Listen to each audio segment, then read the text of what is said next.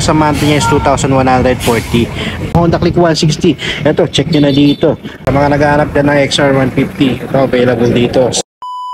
What's up mga boss? Welcome kayo sa panibago kong repo update.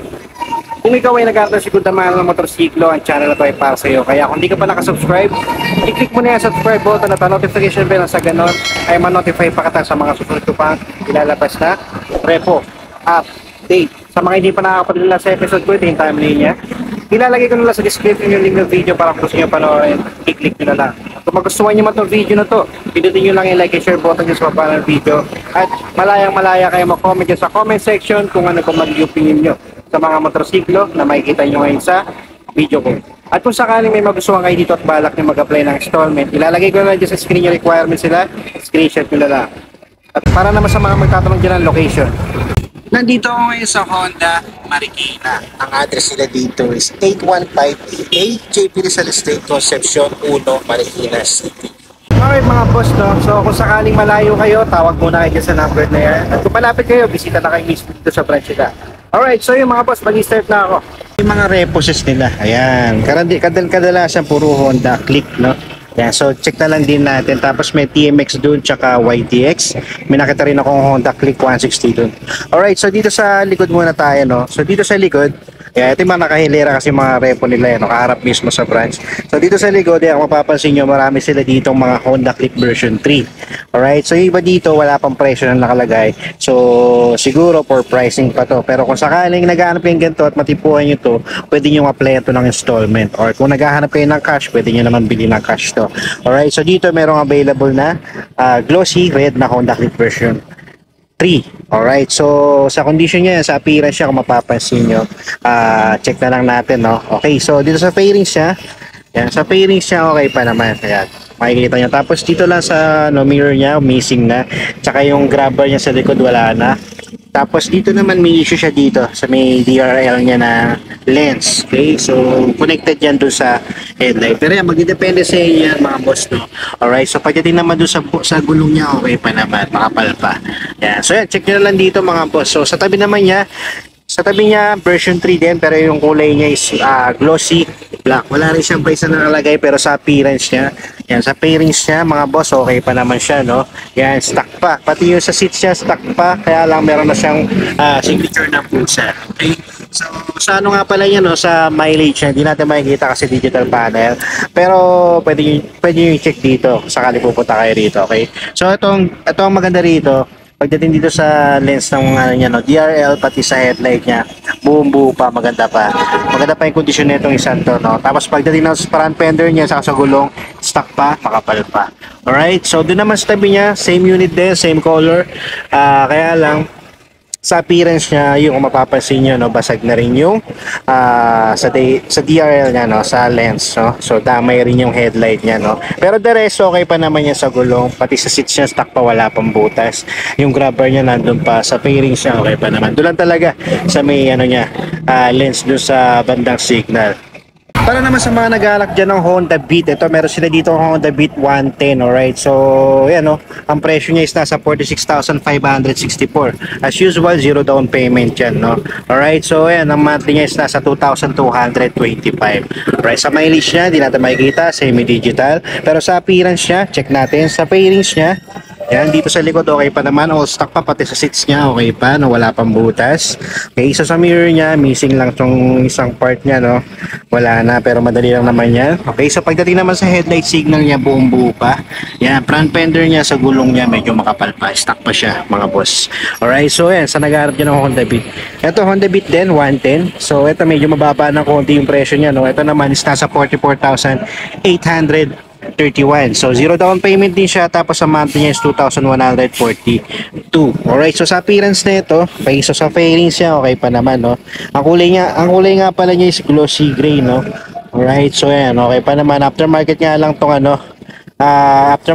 lang tong seats niya, no. Headlight niya, signal niya okay pa naman, no. Front fender sa gulong niya makapal pa. Yan, yung Honda Beat ulit mga boss, no. Ang kulay na ito isa-isa, no, glossy red. tapos isang matte black. Kaya lang walang presyo to. Alright, so yan. Sa appearance nito, okay pa naman yung fairing siya, no? Headlight niya. Wala nga lang siyang grab bar sa likod, no? Tapos nung isa, ganun din, wala rin presyo. Pero to matte black ang kulay niya. Yan, wala lang ding caliper sa likod, pero the rest okay pa naman, stock seats pa. Yan, sa fairing siya okay pa, headlight niya, signal niya, sa gulong niya okay pa. Alright, so dito nga lang, aftermarket na yung mirror niya, pero maganda. Okay, so yan, sa naghahanap ng Honda Beat, meron sila dito. Alright, dito naman, no, Honda Click ulit, no? So ito naman, may presyo na nakalagay, nasa 57,316 siya, zero down payment, tapos monthly niya is 2,739. Ang kulay niya is matte white, no? Tsaka combination siya ng matte black. Alright, so sa condition niya, mapapansin nyo yung issue niya sa front fender, kaya sa fairing siya, may issue na siya, no? Pero magdedepende sa inyo yan. Okay, so dito naman sa tabi niya, Genio 110. Honda Genio. Alright, so ang price niya is nasa 45,000.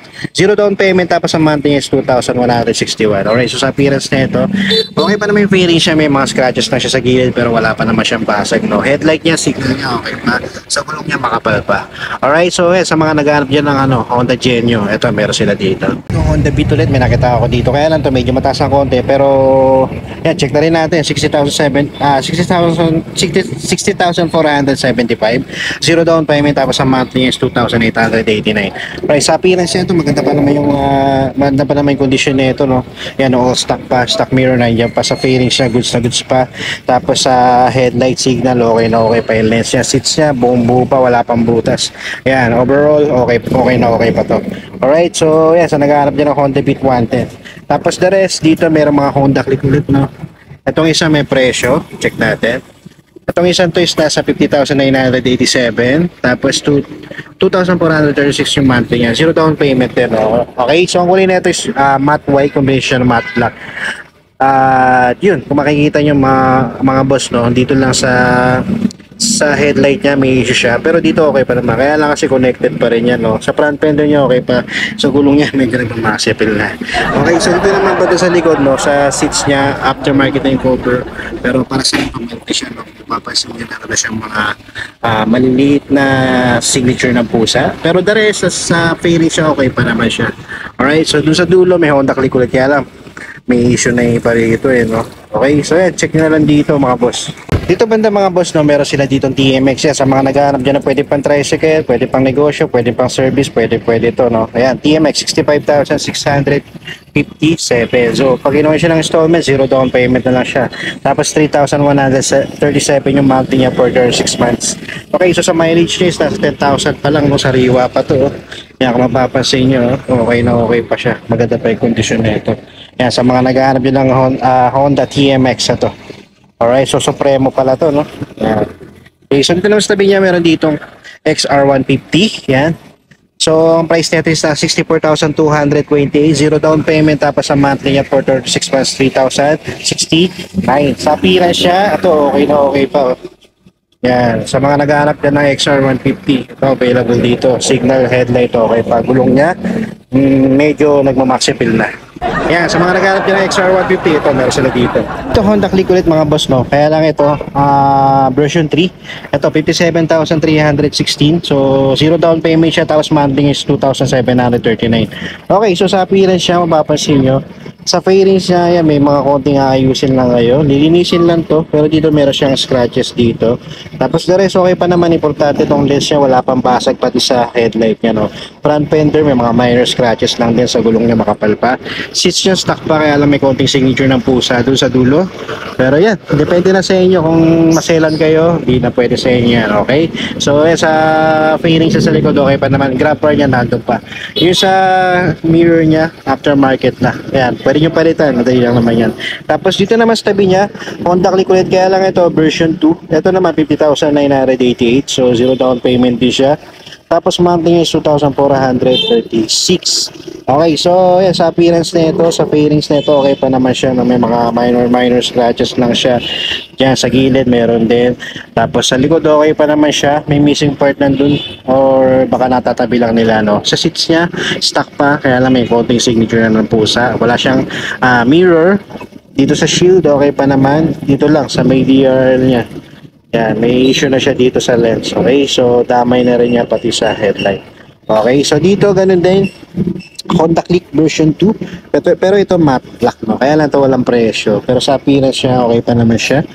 Yan, walang basag yung ano niya. May lamat lang konti dito sa, sa bandang kaliwa. Okay, so the rest, ito, pamalit na yung seats niya. And last, dito meron silang Honda Click 160. Nagkakahalaga siya ng 101,617. Kung kukunin siya ng installment, meron siya down payment of 5,080. Alright, so sa monthly niya for 36 months, 4,612. Okay, so sa condition na ito, mga boss, ito, maganda pa yung ano niya, no? Maganda pa yung condition na ito, mukhang sariwa pa. Yan, sa finish siya, okay na okay pa, matte black siya. Yan, no? Wala lang siyang mirror, pero okay na okay siya. Yan, oh, stock pa yung seats niya, wala pang butas, fairing siya, goods na goods pa.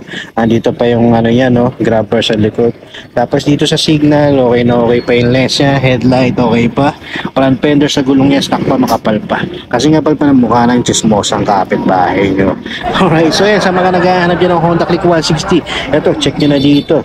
Alright, so yun mga boss, no, maraming salamat sa umabot sa punto na to. Hanggang dito na lang, hanggang sa susunod na Repo Update.